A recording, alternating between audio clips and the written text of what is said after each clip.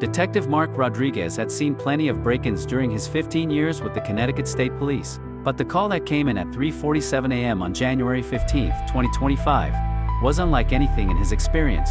The Warren Occult Museum in Monroe had been breached. When Rodriguez arrived at the scene, he found something that defied logical explanation.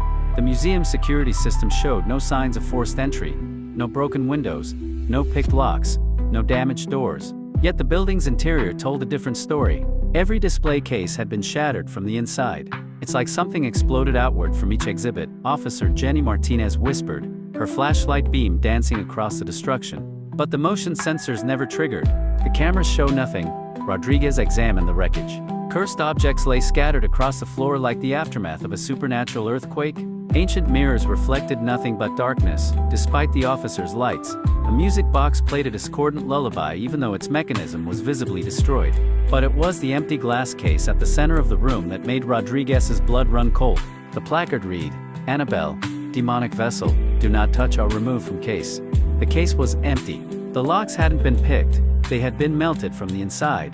The metal twisted into impossible shapes that hurt to look at directly. "Sir," Martinez called from across the room, her voice shaking, "you need to see this." She was standing beside a security monitor that should have been blank. Instead, it showed grainy footage from inside the museum. The timestamp read 3:33 a.m., 14 minutes before the alarm had been triggered. In the footage, Rodriguez watched the Annabelle case begin to glow with a sickly amber light. The doll inside wasn't the innocent-looking Raggedy Ann that the public knew from movies. This was something far worse, a patchwork creation of stained fabric and human hair, with button eyes that seemed to track the camera's movement. As they watched, Annabelle's head turned slowly toward the security camera.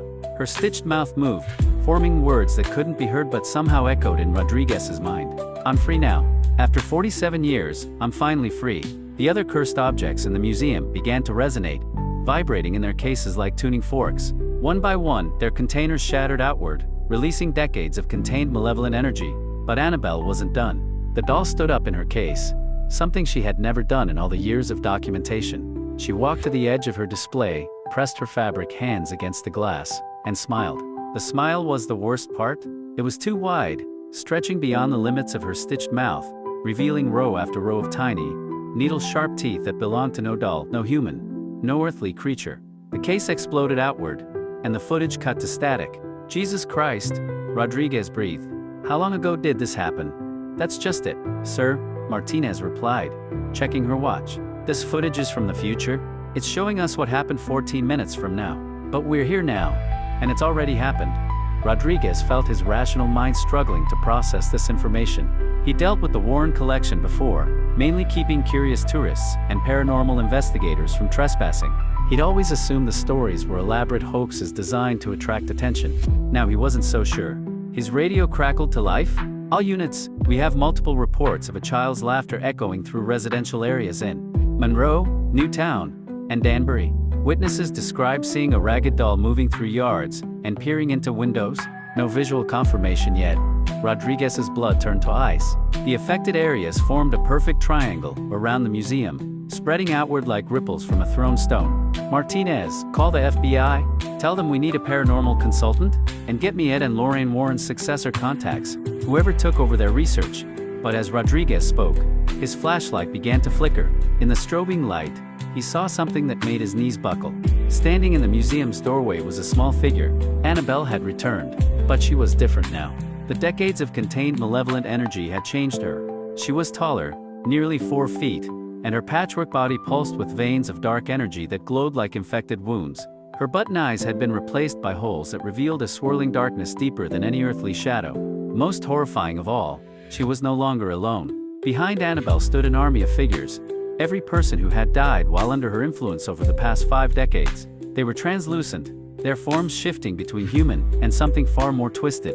Their eyes held the same impossible darkness as the doll's. "Hello, Detective Rodriguez," Annabelle spoke, her voice a chorus of every victim she'd ever claimed. "We've been waiting for you." Rodriguez drew his weapon, knowing it would be useless. "What do you want?" "To collect what's mine. For 47 years, I've been trapped in that case, watching the world change through security cameras and visitor photos. I've seen smartphones that can track anyone, social media that reveals everyone's location, and a population that no longer believes in things like me. The doll stepped closer, her needle teeth glinting in the flashlight beam. Do you know how easy it is to find people now, detective? How simple it is to walk into their homes when they think demons are just entertainment. The world has forgotten how to protect itself from things like me. Rodriguez's radio erupted with panicked voices. Units 23 and 47, responding to reports of home invasion on Elm Street. Witnesses say a doll walked through their locked front door. Emergency dispatch. We have a family of 4 found catatonic in their beds. No signs of struggle. But security footage shows a small figure standing over them. All units. We have 17 simultaneous reports of children going missing from their beds. No signs of forced entry? Parents report seeing a raggedy doll in their children's rooms. Annabelle's inhuman smile widened. You see, detective, I'm not just free, I'm hunting. And I have decades of imprisoned rage to work through. Rodriguez watched in horror as his radio continued to report incident after incident. The doll wasn't just haunting people, she was collecting them, adding their souls to her growing army of the damned. But you know what the best part is? Annabelle continued, her voice now echoing from multiple directions as if reality itself was bending around her presence. Everyone thinks they know my story from those silly movies. They think I'm just a scary tale, a campfire story. They have no idea what I really am. The temperature in the museum plummeted. Rodriguez could see his breath, and ice began forming on the broken glass around them. I am the concentrated malevolence of every person who ever died in fear, pain, and desperation. I am the hunger of the void given form. I am the darkness that lurks in every child's nightmare made manifest. And now, I am free to show this world what real terror looks like. Martinez screamed. Rodriguez spun around to see her floating 3 feet off the ground. Her eyes rolled back until only the whites showed.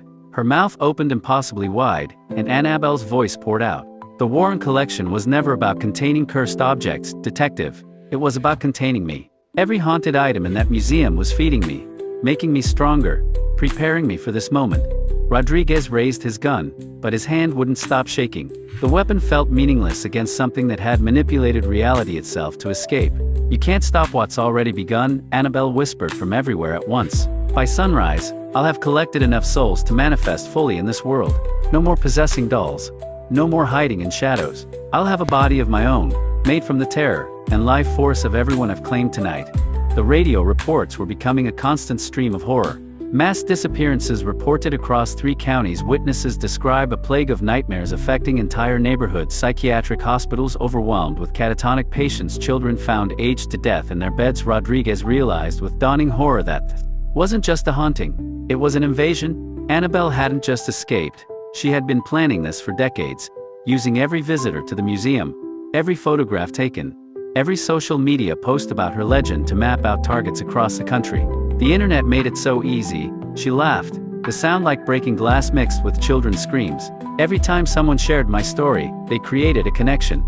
Every time someone looked at my picture, they invited me into their mind. And now I can visit them all.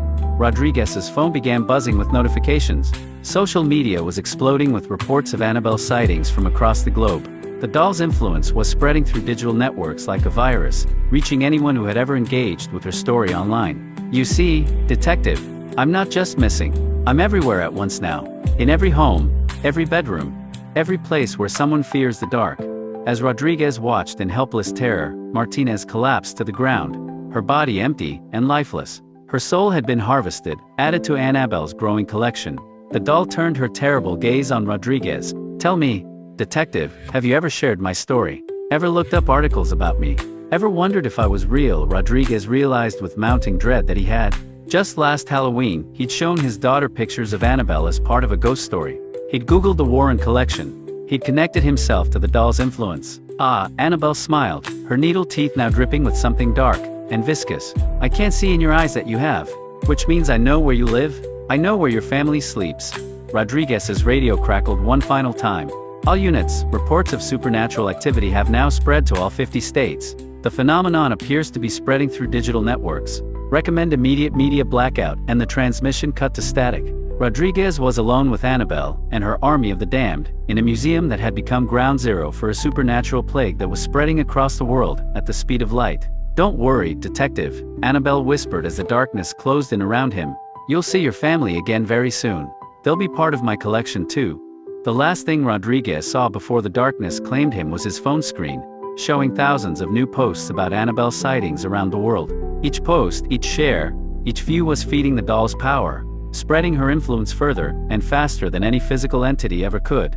Annabelle wasn't just missing from her case, she was everywhere at once, and she was hungry. The digital age had given her the perfect weapon, viral fear that spread at the speed of thought, carrying her malevolent essence into every connected device on Earth. By morning, the reports had stopped coming, not because the phenomenon had ended, but because there was no one left to make them.